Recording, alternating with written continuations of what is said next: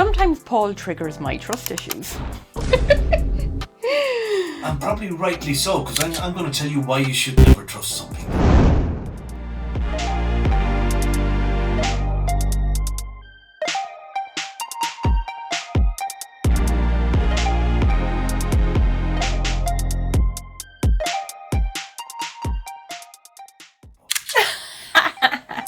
We're the Happy Headers, and yes, as you guessed, we're talking about trust. So I trigger you. You trigger my trust issues. Well, that's nothing to do with me, it's got to do with you. Well, I think it's definitely part of past experiences, and I think that's where a lot of trust issues actually derive from, aren't they? Yeah, you see, because not past experiences. See, Paul reminds me of someone in my life. Right. Yes. Okay. Or his behaviour. My behaviour reminds you. Yeah. And see, that's the thing, isn't it? Because if you've got past experiences where you've been let down or somebody's hurt you, you become very sensitive to that never happening again. It's like your first love, isn't it? You know, when you first fall in love with somebody, there's nobody like them in the whole wide world. You trust them intrinsically. You're very vulnerable as a person. They're vulnerable with you. And the next thing you find out, bombshell, you know, they're cheating on you, or you've cheated on them, and you feel angry, and you're like, checking everything belonging to them then as well. I think that's a massive thing with trust issues, actually. And I suppose as a therapist as well, I've seen it so many times when, you know, client would come into me and they have a controlling husband or controlling wife or boyfriend, girlfriend, you know, and it's because they're cheating on them, actually, and they don't know why they're so angry with them all the time. So they're cheating on the partner, but think the partner is the issue. Yeah, but and vice versa. Certainly to us in the profession that we're in, I'm a hypnotherapist. I'm a trauma therapist. So we help people with issues. More often than not, I do get people saying, you can't come back to the past all the time. You can, because it's the only thing you have to work with. You don't have anything else. You don't have the future, you don't have the present. So you go back to the past.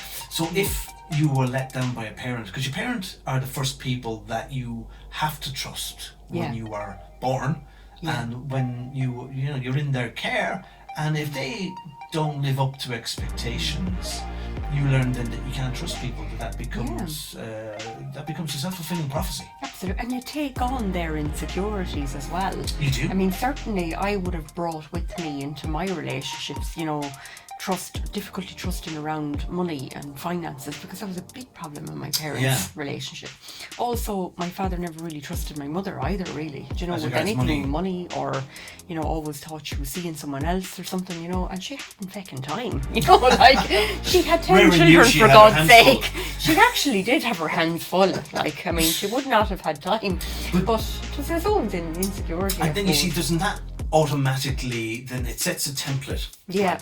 For, you know, you go to school, you have to have a certain amount of trust in your teacher. You're in their care in the school, and if they don't like you, or you perceive they don't like you, or you're unfairly treated, your mind can go, I can't trust them either. Yeah.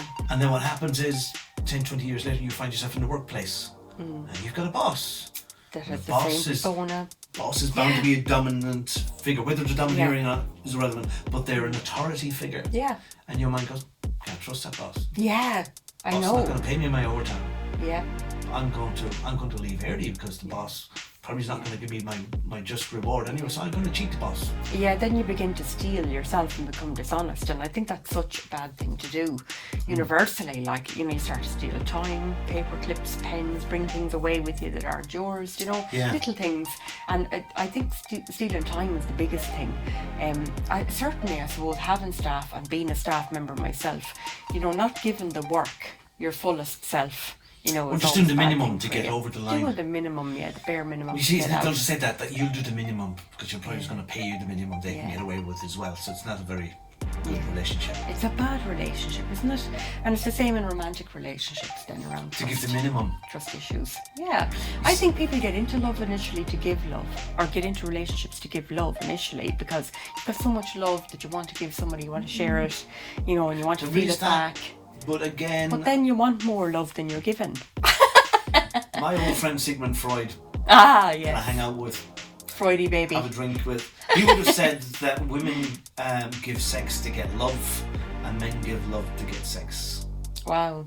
That's an interesting. It's interesting, and a lot of his theories have been debunked over the years, but I do think that there's still some element of truth in that.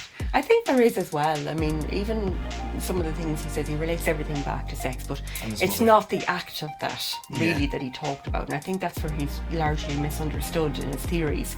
It's the desire, it's the desire for certain things. But what really gets me as regards trust is if you were in a relationship or even a partnership, it could be a work partnership thing, because that your sense of expectation is, I'm going to be let down by this person. It's just a matter of when it's going to happen. And then you become paranoid because you look for it. And you see it in situations where it's not necessarily there. Your partner or colleague is doing something that's innocuous, that's very neutral behaviour, but your interpretation of it is, I was right, I caught them. Yeah, I knew well that Paul, for example, was colluding with Ken behind my back. They're going to take over the podcast and go off by Ken is a colleague of ours who's next door. Yeah, I know, he's amazing. Anyways. We're always jeering him in between podcasts, aren't we? We might bring him in on some of these other podcasts. Kind of big plug, actually. We will. Yes. But this paranoid thing of, you check somebody's phone. Oh, yeah. It's something that I would never do. I think it's really a boundary that shouldn't be crossed. Actually, my husband says he would never look in my handbag. To this day, I'd say to him, it's in my handbag or it's in my purse. And you he's get like, lost in there. It's nearly like he goes out. It's in a woman's handbag. That's another video. Here, you go into it there. It's like, you got stuff for every occasion in there. He just thinks it's a very private space, but to me, it holds my phone and my wallet and some tissues for the children's noses, probably. And that's about it. I don't know. There might be a lip gloss in there or something. I knew an elderly woman who used to bring a spare pair of knickers around her handbag, and she'd be going to weddings and she'd be offering it to people. She needs a spare pair of knickers. Men don't do the same thing. They don't have underpants in their wallets and they could probably do with the spare pair of knickers more than a woman. But isn't there a boundary that is crossed when you do check somebody's phone or you look in your diary? I remember and it's not coming back from that. Oh no, you can't. I had a really bad relationship a good many years ago, and where he was actually cheating on me quite a bit, and I remember checking his phone and just, you have a sixth sense around these things as well. And did you find evidence? Yeah, I found loads of evidence. I found a name, a number. If you hadn't found evidence, something else, would you still have felt justified doing that? I would have felt guilty then, I think, if there was no evidence. Or I'd still probably feel, no. I don't know. I wouldn't think so. I think when a woman has a sixth sense about these things, I think then no, I don't think so. I think there's something going on. But then it could be that the woman is actually the one who's cheating on him, and then she goes, oh well, if I'm doing it, maybe he's doing it too. Yeah, well, this is the classic thing called projection, where you project out into the world your own issues. It's very prominent. There's a particular politician, American politician, that when you watch his videos, you just see he's calling everybody else names and he's accusing them of this and the other. Yeah, and he's the guy that's actually doing. He's the one that's doing all of that stuff. And some people are so bought in by him as well. It's quite sickening. Yeah, I'm not going to name him. No, I don't. I would. No. And cut that out. Puke worthy. I knew somebody who would pick a fight or create drama to justify their sense of I don't trust what's going on. It was like they kind of create let a kind of a bomb off just to create things, to have a big argument of things, and then at the end, I didn't trust you anyways. Big hugging, but the drama thing was just playing out this thing. It was a modus operandi. Was it to kind of get affection in the end? Then we'll have a row, and then we'll have make you have sex in the thing. Have a row. Yeah. That to me is it's not mature behaviour. Absolutely not. I think it has a lot to do with a person's emotional intelligence and that last 8% where can you have the conversation? Because Paul and I have had some very interesting conversation.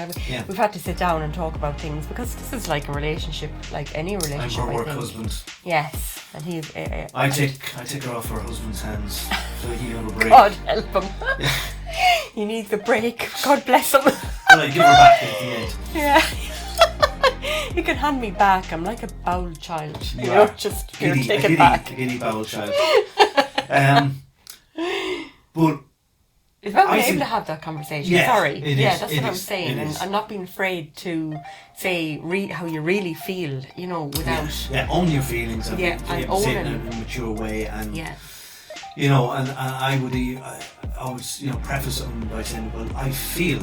I'm not saying this is Yeah. the gospel truth. I'm not saying You are. I'm right and you're wrong. Yeah. I feel this way. I feel a bit insecure. So you're owning your own feelings about and your you're not relationship blaming- with Ken. You're not blaming anybody. God. Next week it'll Actually, just it's be not me and fair. Ken doing the videos. Yeah. He's not here to defend himself. No. And Ken has his own video channel, his YouTube video channel. Does he? Yeah. Oh, we should totally spam it. No. we should totally spam No, it. you won't trust us after that. Do you not get it? But there are some people. Oh, he might be delighted with the attention. There are some people that you should just not trust. And That's right. I am very suspicious of people who kind of go, oh, trust me. I go, Yes. Why do you need to bring that up? There's an element of their thinking, well, I'm untrustworthy, or I have to prove to this person that I'm trustworthy. I have to make you believe it. Yeah. So if it's not an issue, not in the ether, in the conversation, where somebody says, oh, trust me, yeah, you know, it's like a second-hand car salesperson. Yeah. Oh, You kind of, you know, trust me, it's a great little runabout. That's a Yeah, great car. Yeah. But there are some people you should just not trust. And I think I honestly believe that people have to earn your trust. Yeah. So while I wouldn't deem anybody to be untrustworthy on the first meeting, you wouldn't kind of lay all your cards on the table or, you know, open your heart. So they have to earn it. Yeah. Yeah, I think that's a sensible way of going about things. But certainly anybody who is, you know, if you're, you know, in a horrible situation, a relationship where you think somebody's cheating on you, if they're coming home, they're very angry all the time. It's usually their own guilt. They're angry at themselves. Just watch out for little telltale signs, and, you know, don't be afraid to open up and have that conversation with somebody, with the person themselves. Maybe, I suppose, really, Paul, wouldn't you? Yeah. Like, I would always encourage that, provided you're not going to put yourself in any risk or danger by doing that. You know, because obviously we want to keep people safe as well. Okay. We're going off air now. We're going to have a conversation about Ken, an honest, heart-to-heart conversation. Yes, we're going to bring Ken in now. Yeah, we'll have to turn. do this. Thanks for listening to us, guys, and don't forget to soon. comment down below if there's anything you want us subscribe. to talk about.